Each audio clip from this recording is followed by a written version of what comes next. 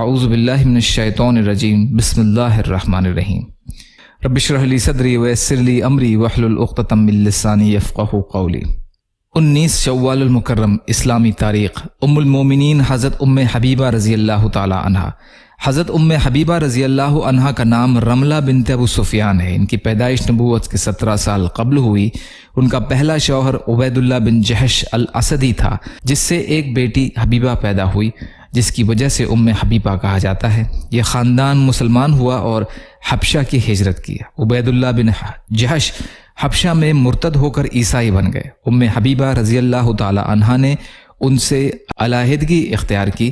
عبید اللہ بن جحش کا اسی کفر کی حالت میں حبشہ میں موت ہو گئی۔ پھر بعد میں حضور صلی اللہ علیہ وسلم نے نکاح کا پیغام بھیجا، جس کو انہوں نے بخوشی قبول کر کے حضرت خالد بن سعید کو اپنا وکیل بنایا اور حضرت نجاشی شاہ حبشہ نے نکاح پڑھایا۔ اس کے بعد وہ قافلے کے ساتھ مدینہ منورہ آپ صلی اللہ علیہ وسلم کی خدمت میں تشریف لے گئیں۔ وہ فطرتاً نیک مزاج تھیں۔ رسول اللہ صلی اللہ علیہ وسلم کی سنت پر بڑے ذوق اور شوق اور اہتمام سے عمل کرتی اور دوسروں کو بھی اس کی تاکید کیا کرتی تھیں۔ خود فرماتی ہیں کہ ایک مرتبہ رسول اللہ صلی اللہ علیہ وسلم نے فرمایا کہ جو شخص روزانہ 12 رکعت نفل پڑھے گا اس کے لیے جنت میں گھر بنایا جائے گا۔ جب سے میں نے اس فضیلت کو سنا تو ہمیشہ اس پر عمل کرتی رہی۔ محدثین کرام نے ان سے احادیث میں 65 روایتیں نقل کی ہیں۔ انہوں نے اپنے بھائی امیر معاویہ رضی اللہ تعالی عنہ کے زمانہ خلافت میں سن 44 ہجری میں انتقال فرمایا اور مدینہ میں دفن ہوئی۔ اللہ کی قدرت، آنکھ کی حفاظت۔ اللہ تعالیٰ نے ہم کو بہت ساری نعمتوں سے نوازا ہے۔ ان نعمتوں میں ایک نعمت آنکھ ہے۔ یہ نعمت جہاں بہت قیمتی ہے وہیں بڑی نازک بھی ہے۔ اللہ نے اس کی حفاظت کا کتنا اچھا انتظام فرمایا ہے کہ اگر آنکھ کی طرف کوئی چھوٹی سی چیز بھی آئے تو اللہ نے ایسی پلکوں کو بنایا جو فوراً بند ہو جاتی ہیں، اور اگر کوئی بڑی چیز آنکھ کی طرف آئے تو آنکھ کے چاروں طرف ابھری ہوئی مضبوط ہڈی بنا دی جو آنکھوں کی حفاظت کرتی ہے۔ بے شک اللہ تعالیٰ بڑی قدرت والا ہے۔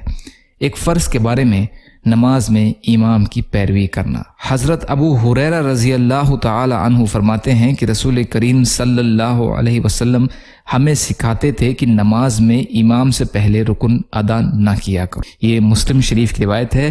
ابو ہریرہ رضی اللہ تعالی عنہ راوی ہیں۔ خلاصہ، اگر امام کے پیچھے نماز پڑھ رہا ہو تو تمام ارکان کو امام کے پیچھے ادا کرنا چاہیے۔ امام سے آگے بڑھنا جائز یہ نہیں ہے۔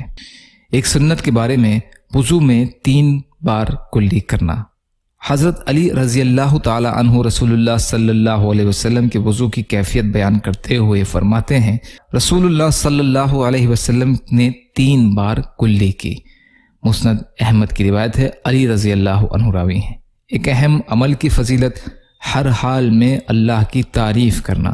رسول اللہ صلی اللہ علیہ وسلم نے فرمایا، سب سے پہلے جنت کی طرف وہ لوگ پکارے جائیں گے جو خوشی اور غمی، آسانی اور پریشانی میں اللہ کی تعریف اور حمد بیان کرتے ہیں۔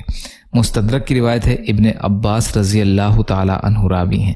ایک گناہ کے بارے میں، حرام کھانے کا وبال۔ رسول اللہ صلی اللہ علیہ وسلم نے فرمایا، جس آدمی کا بدن حرام روزی سے پلتا اور بڑھتا ہے، ایسے بدن کے لیے جہنم زیادہ بہتر ہے۔ ترمذی کی روایت ہے۔ کعب بن عجرہ رضی اللہ عنہ راوی ہیں۔ دنیا کے بارے میں، تھوڑی سی روزی پر راضی ہونا۔ رسول اللہ صلی اللہ علیہ وسلم نے فرمایا، جو شخص اللہ تعالیٰ سے تھوڑی روزی پر راضی رہے تو اللہ تعالیٰ بھی اس کی طرف سے تھوڑے سے عمل پر راضی ہو جاتے ہیں۔ بہقی شعب الایمان کی حدیث ہے۔ علی رضی اللہ عنہ راوی ہیں۔ آخرت کے بارے میں، جہنمیوں کا کھانا۔ قرآن میں اللہ تعالیٰ فرماتا ہے، جہنم والوں کا آج نہ کوئی دوست ہوگا اور ان کو زخموں کے دھون اور پیپ کے سوا کوئی چیز کھانے کو نصیب نہ ہوگی۔ اس کھانے کو بڑے گناہ گار ہی کھائیں گے۔ اس کھانے کو بڑے گناہ گار ہی کھائیں گے۔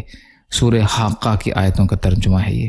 طب نبوی سے علاج، پاگل پن کا علاج۔ رسول اللہ صلی اللہ علیہ وسلم نے فرمایا، اجوا، کھجور جنت کا پھل ہے اور جنون پاگل پن کا علاج ہے۔ ابن ماجہ کی روایت ہے۔